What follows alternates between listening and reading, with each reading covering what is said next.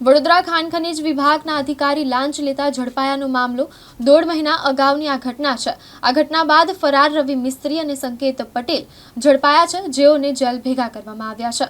વડોદરા ખાણ ખનીજ વિભાગના અધિકારી લાંચ લેતા ઝડપાયાનો મામલો 1.5 મહિના અગાઉની ઘટના બાદ ફરાર રવિ મિસ્ત્રી અને સંકેત પટેલ ઝડપાયા છે, જેઓને જેલ ભેગા કરાયા છે। લાંચની રકમ સ્વીકારવા માટે સિનિયર ક્લાર્ક યુવરાજે ક્લાર્ક કિરણને જણાવ્યું હતું। ફરિયાદીએ ખાણ ખનીજ વિભાગ પાસેથી રેતી સ્ટોક કરવાની પરવાનગી માંગી હતી। પરવાનગી આપવાના અવેજમાં 2 લાખ રૂપિયાની લાંચ માંગી હતી। ફરિયાદીએ એસીબીમાં ફરિયાદ કરતા શહેરના અટલાદરા પ્રેમવતી રેસ્ટોરન્ટમાં લાંચની રકમ લેતા ક્લાર્કને ઝડપી લીધો હતો। નર્મદા જિલ્લા એસીબીએ 1.5 મહિના અગાઉ 2 લોકોને લાંચની રકમ સ્વીકારતા રંગે હાથ ઝડપી લીધા હતા। ઘટનાના બાદ ઇન્ચાર્જ ભૂસ્તર શાસ્ત્રી ખાણ ખનીજ વડોદરાના રવિ મિસ્ત્રી અને સંકેત પટેલ ગાયબ થયા હતા। ઇન્ચાર્જ ભૂસ્તર શાસ્ત્રી રવિ મિસ્ત્રી અને સંકેત પટેલ ફરિયાદ થયા બાદ ફરાર થયા હતા। વડોદરામાં ભૂસ્તર શાસ્ત્રીની આ રીતે લાંચના મામલે નામ ઉછળ્યું હોય તેવી કદાચ પ્રથમ ઘટના હતી।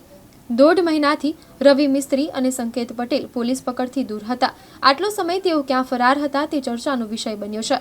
તેમના આશ્રય સ્થાનોની તપાસ કરવા અને અન્ય કોણ સંડોવાયેલું છે તેની તપાસ માટે પોલીસે નામદાર કોર્ટમાં 7 દિવસના રિમાન્ડ માંગ્યા હતા। કોર્ટ રિમાન્ડ નામંજૂર કરતા બંનેને જેલ હવાલે કરાયા છે। કોના આશીર્વાદથી આટલો સમય ભૂગર્ભમાં રહ્યા તે તપાસનો વિષય બન્યો છે। 2 લાખ જેટલી મોટી રકમમાં આ પ્રકારમાં અધિકારી અને સાથીએ કોના ઇશારે માંગી તે મોટો સવાલ છે। ઇન્ચાર્જ ભૂસ્તર શાસ્ત્રી રવિ મિસ્ત્રી અને રોયલ્ટી ઇન્સ્પેક્ટર સંકેત પટેલ 1.5 મહિના બાદ એસીબીની પકડમાં આવ્યા હતા। એસીબી અગાઉ આ મામલે senior clerk Yuvrajsinh Gohil, clerk Kiran Parmar, incharge ભૂસ્તર શાસ્ત્રી રવિ મિસ્ત્રી અને રોયલ્ટી ઇન્સ્પેક્ટર સંકેત પટેલ વિરુદ્ધ ફરિયાદ નોંધાઈ હતી, જે પૈકી રવિ મિસ્ત્રી અને સંકેત પટેલ પોલીસ પકડથી દૂર હતા।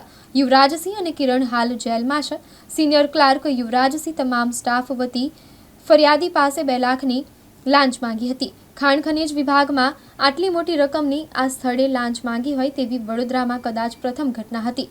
રોયલ્ટી ઇન્સ્પેક્ટર સંકેત પટેલ ખેડા અને આણંદ જિલ્લામાં મોટી મિલકતો ધરાવતો હોવાની ચર્ચા છે।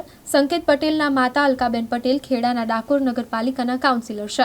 ડાકોર નગરપાલિકાના વોર્ડ નંબર 5માં અલકાબેન પટેલે અપક્ષ ઉમેદવારી નોંધાવી હતી। સામદામ દંડ ભેદથી જંગી મતોથી સંકેત પટેલના માતા અલકાબેનનો વિજય થયો હતો। વિજય થયા બાદ માતા અલકાબેન પટેલને ભાજપની બોડીમાં બેસાડવામાં સંકેત પટેલની મોટી ભૂમિકા હતી। એસીબીના હાથે રવિ અને સંકેત ઝડપાઈ ગયા છે અને કોર્ટના રિમાન્ડ નામંજૂર થતા તેઓને જેલ ભેગા કરાયા છે।